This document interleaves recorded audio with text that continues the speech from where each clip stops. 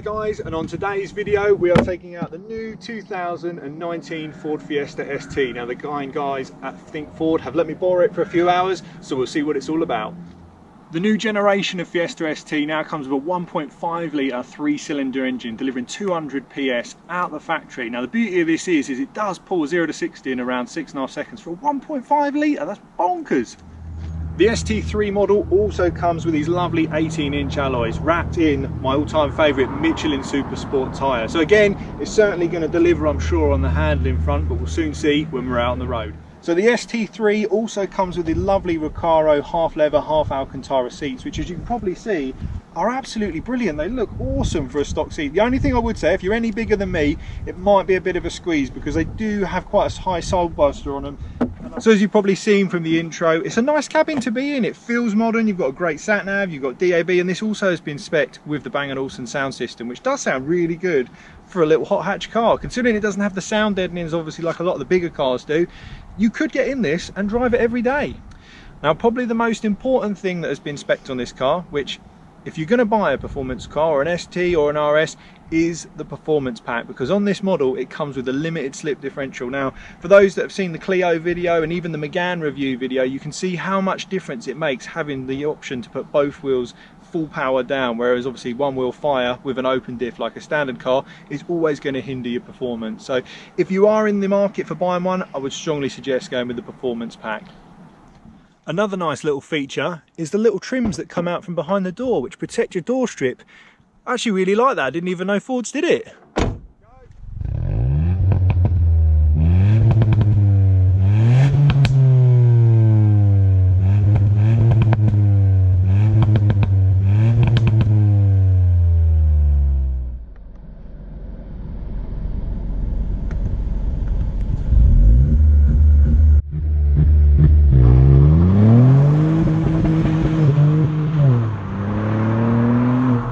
So we're now inside the little Fiesta ST, and cabin wise it's actually a really nice place to be. As we said, the seats are very snug, they hold you really tightly.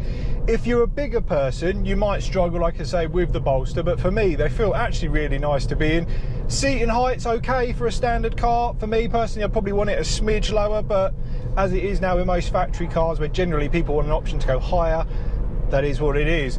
But in the cabin, beautiful place to be. From the last generation ST that I drove, it's actually a really cool little car. I was worried that with the little 3-cylinder it was going to lose that magic, but it really goes well, really well.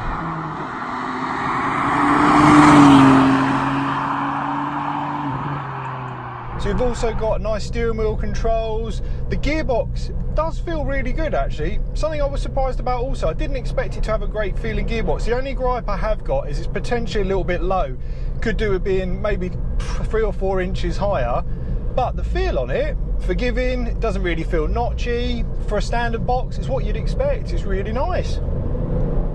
Handling wise, as you would expect with all the ST range, they are good little cars, there's no denying that. I know a lot of people will say, oh, you can buy better, you can spend more. Yes, you can, but what the beauty of the ST range is you've still got an economical daily car. You've got, like we said, the Bang & Olufsen sound system in there, so you can have a comfortable place. You've got a good nav in there, DAB radio, and the steering weight's normal. Now, it loses out a little bit on the feedback for me for the sort of driver enjoyment, but as we said, with everything, I assume this is going to be electric now, as most are.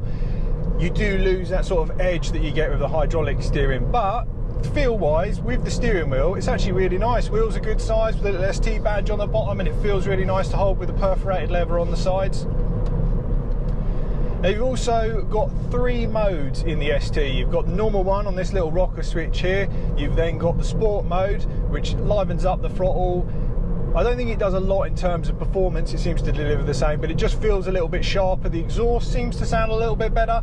And then you've got the race mode, which gives it a little bit of slip on the traction control. So road-wise, the sport's perfect, but we've been driving it today in the race mode. And to be honest with you, the chassis is really planted.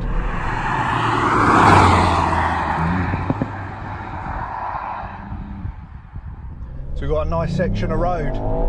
God, it does rev, but not high. It's deceiving because the problem is it looks like it's going all the way around the clock, but the red line is only 6.2. heel and toe. Pedals are a little bit far apart, but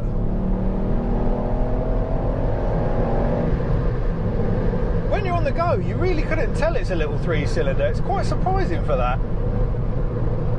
The only time it does show that is obviously when you're idling, traffic lights, etc. You can feel the hunt ever so slightly, but for the payoff, you get better fuel economy. So I can see why obviously a lot of manufacturers will try and downsize the engine, and 200 horsepower nearly out of a 1.5 litre, that's crazy. Back when I was driving performance cars, if they were a 2 litre and you were touching 160 horsepower, that was good going. Now, something I will mention which threw me off straight away when I got in the car is the brakes. They are probably a little over assisted, but picking my teeth out the steering wheel every time I touch them. But as I've got used to driving the car, you do adapt obviously your footwork to it, but they are really sharp. Now, as we said at the start of the video, for a 1.5 litre engine, this thing does move along. Now, it's knocking on the doors of 200 horsepower, obviously with the help of a turbo. It doesn't rev particularly high, if I'm completely honest, but as things have become with turbo, it's going to be the case, I'm afraid. But it makes so much torque. I mean, we're at 3,000 RPM, you put your foot down, whoa, just goes. And that pop and burble, just brilliant.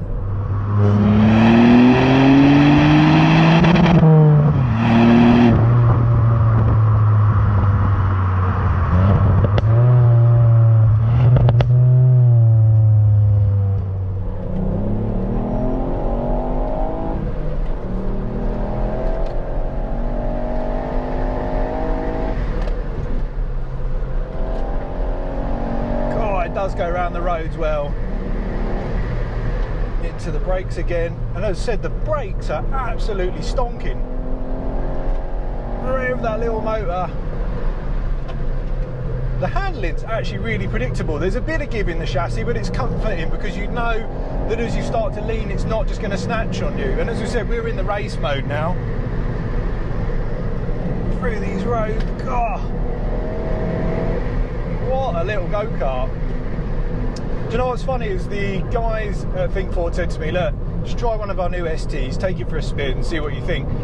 I was a bit like, yeah, okay, yeah, like I say, I like my Clios, I like my hot hatches, and I was sort of expecting to get in it and just be, yeah, it's all right, but I've actually been really pleasantly surprised by this. It's certainly not what I expected. It's a lot more fun than I thought it'd be, because everything new now seems to be losing that edge and becoming really sort of refined. But when you do grab this thing by the scruff of the neck and you're planting away through some twisty roads like that, it's actually really good fun. And the nice thing is you can then just turn your mode back to comfort, soften the throttle response off, traction's back on, and you're a daily driver with your Bang & Olufsen sound system and all your DAB radio. Perfect.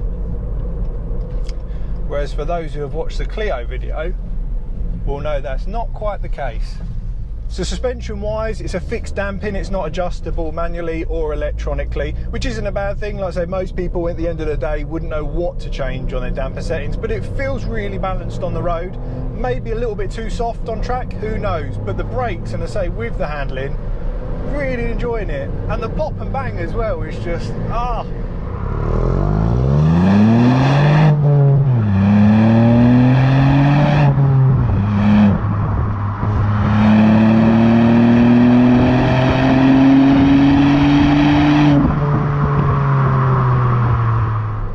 going to buy one of these, as we've said before, you should really look at buying one with the performance pack, because you do get the differential. And as you may have seen from the Clio video, if you have got a front wheel drive car, you're always going to struggle to utilise all that sort of power through two wheels, steering and braking.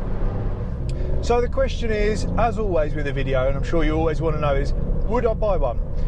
If I was 18, 19, 20, yes. If I was my age and I was living somewhere where I needed a small car that was economical and could fulfill duties, yes again. It really does provide a good mixture of a weekend toy and a daily driver, but as an all-out weekend toy, it's not enough for me. And again, that's always a personal preference. It's not saying it can't be an only weekend toy, but it doesn't have that sort of rev out that I would want from a weekend car. It doesn't have the feedback, the gear shift that's rewarding, and the steering feel. And again, that is always going to be a compromise, because for those that have watched the Clio blog, that is a brilliant weekend car, but it's a horrible daily car. I would never want to take that car anywhere other than a back road blast. So if you are in the market for one, like I say, for under £300 a month, performance pack with a diff, LED lights.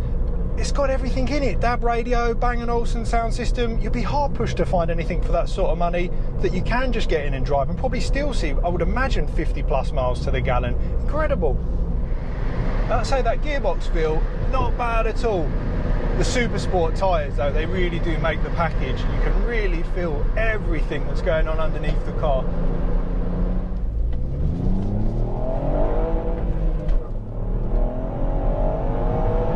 All the way to 6,500 RPM. I actually like the little shift light. It's got a little ST logo that flickers at you for the shift light. It's quite a nice little feature. That's what it's all about, the giggle factor with these. It's not a straight line hero, and it never was going to be, but get it on some nice roads and it really does put a smile on your face. So obviously guys, if you enjoyed the review, make sure you give us a like and a subscribe. I'd like to say a big thanks to Think Ford for letting me take the car out today. It really has been a pleasurable experience.